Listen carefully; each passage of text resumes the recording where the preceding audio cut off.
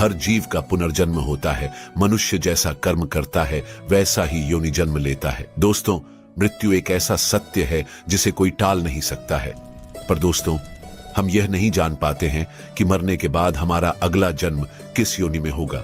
लेकिन गरुड़ पुराण में जन्म मरण कर्म के बारे में विस्तृत रूप से जानकारी दिया गया है। गरुड़ पुराण के मुताबिक मृत्यु के बाद मनुष्य को कौन सा जन्म मिलेगा, यह उसके कर्म पूर्व जन्म के कर्मों पर निर्भर करता है।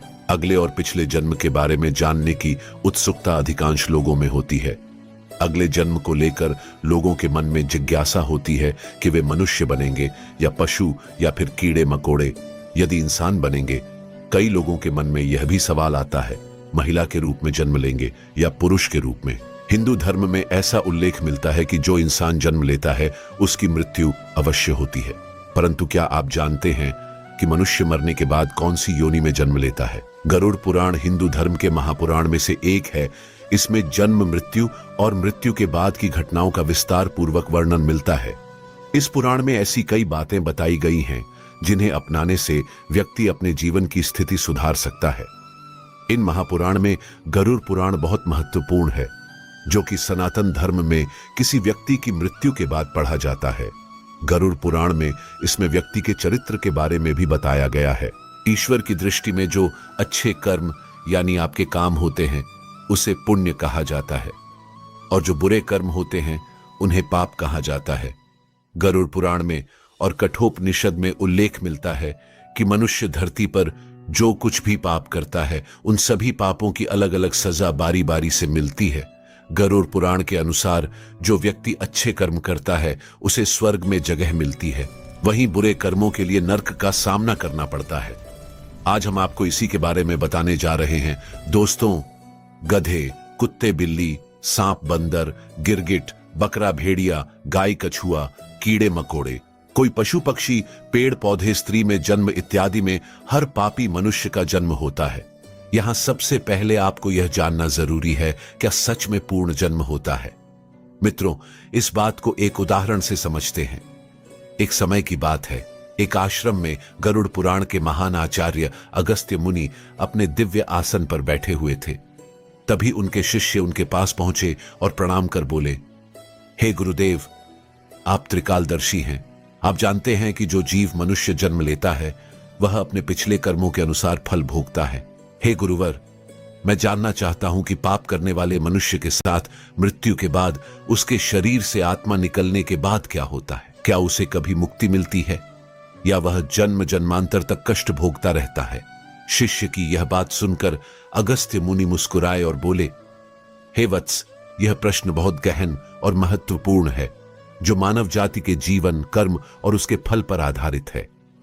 मैं तुम्हें एक ऐसी कथा सुनाता हूं जो न केवल तुम्हारे इस प्रश्न का उत्तर देगी, बल्कि हर मनुष्य के लिए एक चेतावनी और प्रेरणा भी होगी। तुम इस कथा को पूरे ध्यान पूर्वक अंत तक सुनो। अगस्त्य मुनि बोले, हे वत्स, यह कथा गरुड़ पुराण की कथा है, और जो इस कथा को आधा अधूरा सुनता है उस पर भारी संकट आ जाता है, क्योंकि आधा अधूरा ज्ञान विष के समान होता है। जो मनुष्य इस कथा को पूरे ध्यान पूर्वक अंत तक सुन लेता है और समझ लेता है, वह इस संसार के सभी पापों, क्रोध, मोह और बंधनों से मुक्त हो जाता है। इसके बाद अगस्त्य मुनि अपने शिष्य को कथा सुनाने लगे। प्राचीन समय में एक गांव में एक व्यक्ति रहता था जिसका नाम दुर्जन था।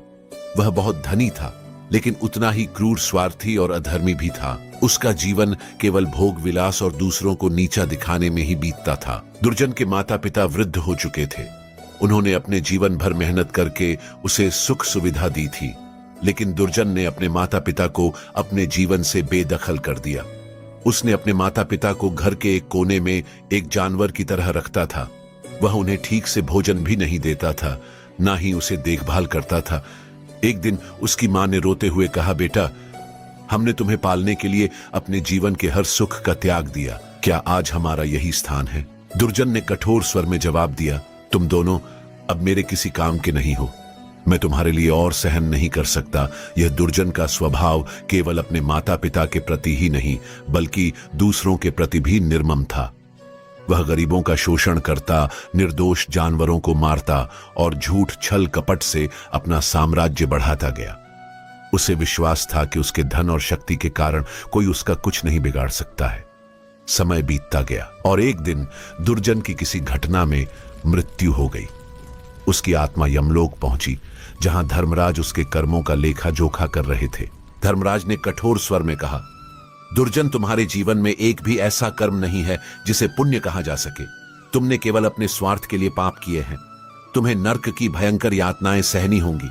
इसके बाद तुम्हें ऐसे योनियों में जन्म लेना होगा जहां केवल कष्ट ही कष्ट है। दुर्जन को यमदूतों द्वारा नर्क के विभिन्न क्षेत्रों में ले जाया गया अग्निकुंड, जहां उसे अपने निर्दोष जानवरों की हत्या के पाप के लिए जलाया गया। फिर उसे शिला यातना दिया गया, जहां उसने माता पिता के अपमान के कारण उसे लोहे की शिला से कुचला गया। फिर उसे अंधकार की सजा दिया, जहां उसने गरीबों का शोषण करने के कारण उसे एक घोर अंधकार में डाला गया, जहां उसे भय और तड़प का अनुभव हुआ। फिर भूख प्यास का दंड दिया गया, जहां उसे प्यास से तड़पता रहा, लेकिन उसे केवल जहर पीने को दिया गया। फिर पुनर्जन्म का चक्र लौट आया, जहां उसे नर्क की यातनाएं झेलने के बाद धर्मराज ने घोषणा की, अब तुम्हें अपने कर्मों के अनुसार पशु योनि में जन्म लेना होगा। दुर्जन का जन्म एक गिद्ध के रूप में हुआ। उसे सरा गला मांस खाना पड़ा और वह हमेशा असुरक्षित और तृष्णा से भरा रहा। लेकिन उसका कष्ट यही समाप्त नहीं हुआ। उसने अगले कई जन्मों तक कीट, सांप और अन्य निम्न योनियों में जन्म लिया।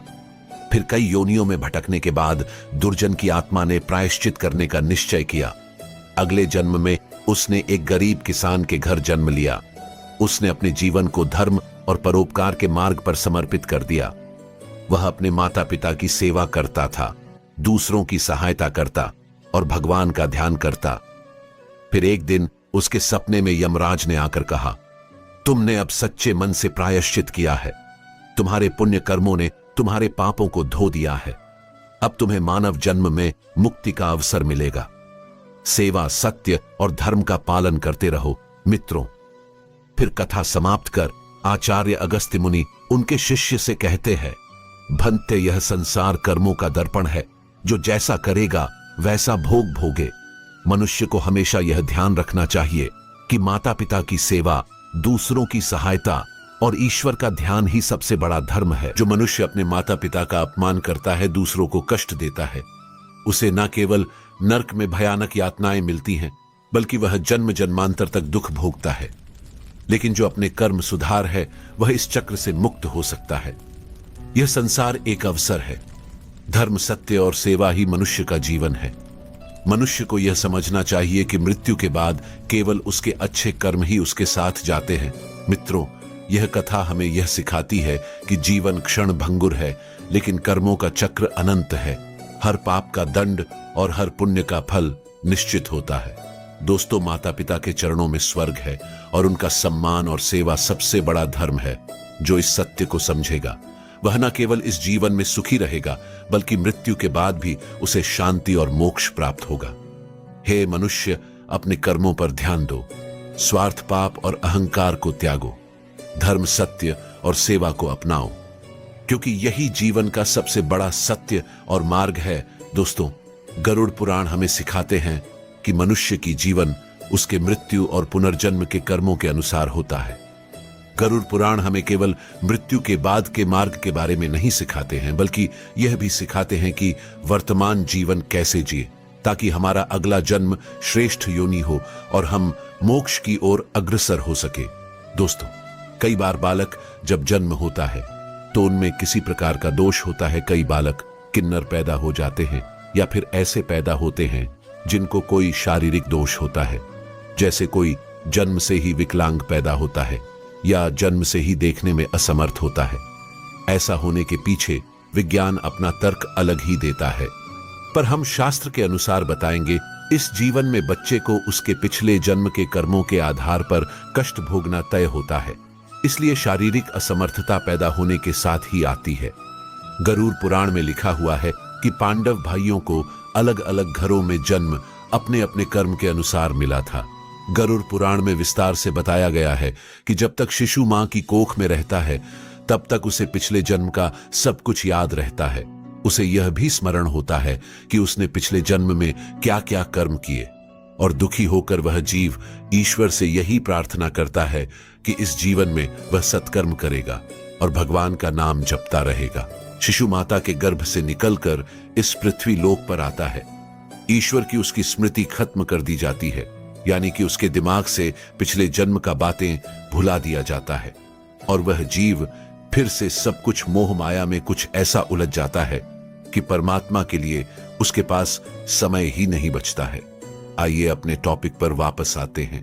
किस क्रम के अनुसार से मिलता है? अगले अलग अलग जन्म। पहले कछुए का जन्म। माता पिता को कष्ट पहुंचाने वाली संतान या भाई बहन को प्रताड़ित करने वाले मनुष्य कछुआ की योनि में जन्म लेती है। कई बार गलत कार्य करने वाले यह सोचते हैं कि कोई उन्हें देख नहीं रहा है, इसीलिए कई बार लोग ऐसे पाप कर देते हैं जिनके गंभीर परिणाम इस जीवन अलावा अगले जीवन में भी भुगतने पड़ते हैं। दोस्तों, कछुए का जीवन काल बहुत लंबा होता है। कछुआ 20 या 30 साल नहीं जीता, बल्कि उसका जीवन काल 200 से 300 वर्षों के बीच का होता है। यानी कि इस अपराध की सजा बेहद लंबी है और बहुत कठिन है। स्त्री का जन्म किसे मिलता है? गरुड़ पुराण के अनुसार जब आत्मा को नया जन्म मिलता है तो जन्म पुरुष का हो या स्त्री का, आत्मा को उस शरीर के अनुरूप व्यवहार में ढलकर अपना कर्म करना होता है। शरीर के जरिए कर्म करके ही एक आत्मा अपने जन्म के उद्देश्य को सार्थक भी बना सकती है और निरर्थक भी। अच्छे कर्म करके आत्मा मुक्ति के मार्ग की ओर अग्रसर हो सकती है और बुरे कर्म करके अपनी स्थिति को भविष्य में बदतर बना सकती है। यदि कोई पुरुष महिलाओं वाला आचरण करता है, स्वभाव में महिलाओं वाली आदत ले आता है, तो ऐसे पुरुषों को अगले जन्म में स्त्री का रूप मिलता है।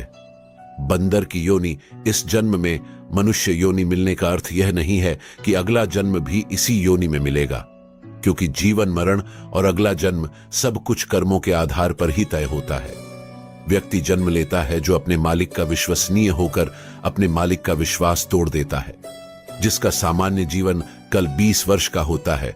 दोस्तों, धर्म ग्रंथों में इसके पीछे का कारण कर्म फल दोष बताया गया है। गरुड़ पुराण में मनुष्य के हर कर्म का लिखा जोखा दिया गया है, जो कि केवल उसके पाप पुण्य का निर्धारण करते हैं, बल्कि मरने के बाद मिलने वाली सजा और अगले जन्म की योनि के बारे में भी बताते हैं।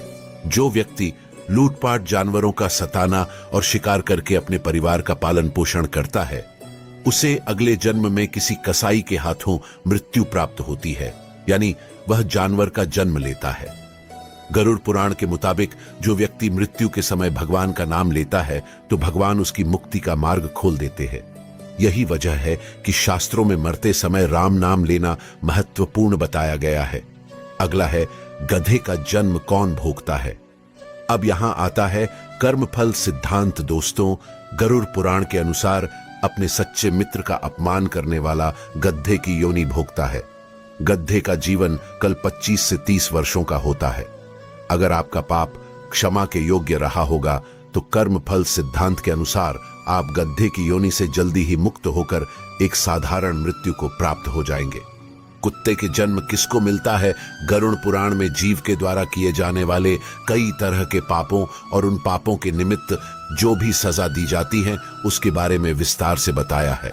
धर्म का अपमान करने वाले, पूजा पाठ ना करने वाले, जो व्यक्ति धर्म, वेद, पुराण जैसे धार्मिक ग्रंथों का अपमान करता है, हमेशा धर्म का विरोध करता है, ईश्वर के प्रति श्रद्धा भाव नहीं रखता। गरुड़ पुराण के अनुसार ऐसे लोगों का अगला जन्म यानी कुत्ते के रूप में होता है। कीड़े मकोड़े की योनि दूसरों की निंदा करने वाला, बुरा बर्ताव करने वाला कीड़े मकोड़े के रूप में ही जन्म लेता है। यह एक ऐसी योनि है जिसमें आप कितने भी प्रतिभाशाली हो, आपने कितना भी हुनर क्यों ना हो, आपको सम्मान कभी नहीं मिलता। उदाहरण के लिए एक चींटी को ही ले लीजिए, नीचे गिरती है, फिर चलती है और मंजिल तक पहुंचे हैं। हम सबको इस धरती पर अलग अलग योनियों में तब तक जन्म लेना पड़ता है जब तक कि हमको मोक्ष की प्राप्ति नहीं हो जाती। जो व्यक्ति अपनों से लिया हुआ धन वापस नहीं करता या उनसे धन अर्जित करता है, मकोड़े की योनि में जन्म लेता है। योनियों का जीवन काल कितना लंबा होगा वह व्यक्ति के कर्म फल पर निर्भर करता है। छछूंदर का जन्म किसे मिलता है? जो व्यक्ति किसी चीज को चोरी करता है वह तोता बनता है। वही सुगंधित पदार्थ की चोरी करने वाला व्यक्ति छछूंदर के रूप में जन्म लेता है। किंतु यदि अपराध चोरी से बड़ा हो तो और भी कष्टदायक होती है। किन लोगों का होता है? उल्लू में। पुनर्जन्म अपनी चालाकी के चलते जो लोग दूसरों को मूर्ख बनाकर ठगी करते हैं और उनका लाभ उठा लेते हैं या काम निकलवा लेते हैं, ऐसे लोगों को मृत्यु के बाद नरक में स्थान मिलता है। साथ ही ऐसे लोग अगले जन्म में उल्लू के रूप में जन्म लेते हैं। जो व्यक्ति पराई स्त्री से संबंध बनाता है उसे कौन सा योनि भोगना पड़ता है? जो व्यक्ति पराई स्त्री से संबंध बनाता है उसे नरक में जाना पड़ता है। गरुड़ पुराण के अनुसार ऐसे पुरुष को वहां उसे कई कष्ट भोगने पड़ते हैं और इसके बाद उसे अलग अलग योनियों में एक के बाद एक कई जन्म लेने पड़ते हैं। वह सबसे पहले भेड़िया बनता है, फिर एक कुत्ते के रूप में जन्म लेता है, उसके बाद सियार, फिर गिद्ध, फिर शाम, फिर कौवा और अंत में बगुला बनता है। इन सब योनियों के कष्ट उसे फिर से मनुष्य करने की प्राप्ति होती है।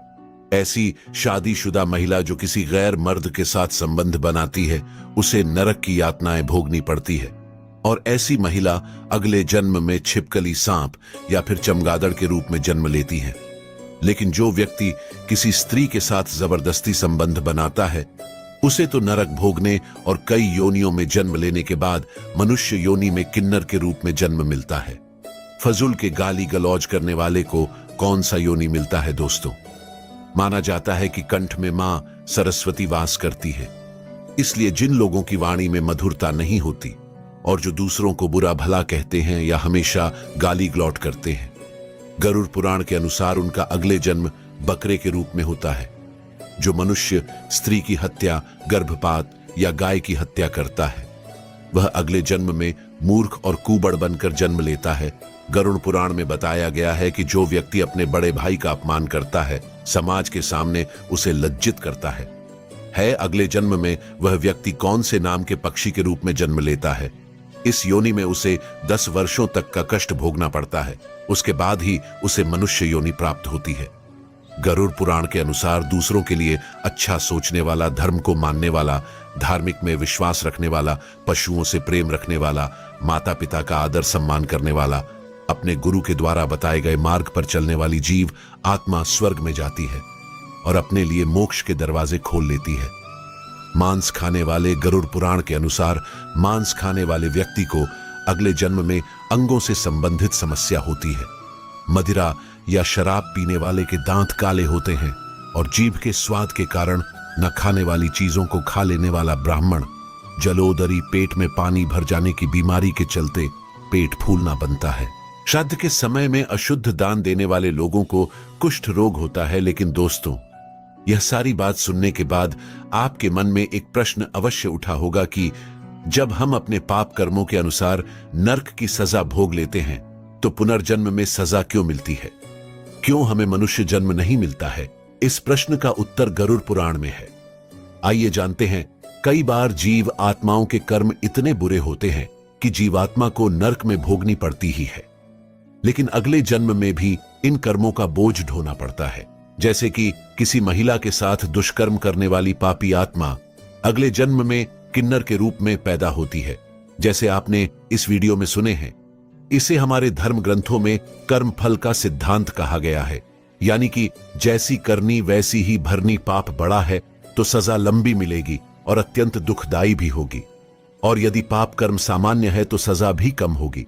दोस्तों, मनुष्य जन्म कितना दुर्लभ है आप जान ही गए होंगे। मनुष्य की योनि में जन्म लेना चाहते हैं या जीवन मृत्यु के इस कर्म चक्र से निकलना चाहते हैं तो इस जन्म में अच्छे कर्म और ईश्वर की भक्ति करें। गरुड़ पुराण कहता है कि जीवन एक बोया हुआ खेत की तरह है। जैसे आप खेत में बीज डालोगे वैसा ही फल मिलेगा। उसी प्रकार मनुष्य जैसा कर्म करता है उसी प्रकार उसे फल की प्राप्ति होता है। यदि कोई व्यक्ति अपने जीवन में सच्चाई, प्रेम और सेवा के बीच बोए हैं तो उसका अगला जन्म उसके कर्मों के अनुसार उच्च योनि होगा। उस व्यक्ति का अगला जन्म ऐसा योनि में होगा जहां उसे सुख, समृद्ध, शांतिपूर्ण और आध्यात्मिक शक्ति की भी प्राप्ति होगी। परंतु यदि व्यक्ति अपने जीवन में ईर्ष्या, हिंसा और लोभ के बीज बोए हैं तो उसे अपने कर्मों का फल जरूर भोगना पड़ेगा। वही कर्म मनुष्य के अगले जन्म को अंधकारमय बना देता है। वह मनुष्य निम्न योनि में जन्म लेता है, जैसे पशु, कीड़ा, मकोड़ा, कुत्ता, बिल्ली में जन्म लेता है। यहां तक कि उस मनुष्य की आत्मा को नरक की ओर प्रस्थान कर देता है, जहां आत्मा विभिन्न यातना दिया जाता है। दोस्तों, गरुड़ पुराण कहता है कि मृत्यु के क्षण में आपकी अंतिम सोच और भावना ही आपके अगले जन्म को निर्धारित करती है। यदि मनुष्य के मरने के समय मन शांत है और ईश्वर के प्रति समर्पित है, तो आत्मा उच्च लोकों में जाती है। वही मनुष्य के मरने के समय यदि मन अस्थिर है और सांसारिक इच्छाओं में फंसा है, तो आत्मा को पुनर्जन्म के चक्र में लौटना पड़ता है। गरुड़ पुराण हमें यह भी बताया गया है कि आत्मा का पुनर्जन्म का उद्देश्य आत्मा को शुद्ध करना होता है। आत्मा बार बार जन्म इसीलिए लेती है ताकि वह अपने कर्मों का फल भोग सके और ईश्वर की ओर बढ़ सके। प्यारे साथियों, आज के लिए बस इतना ही। उम्मीद करते हैं इस वीडियो के माध्यम से दी गई जानकारी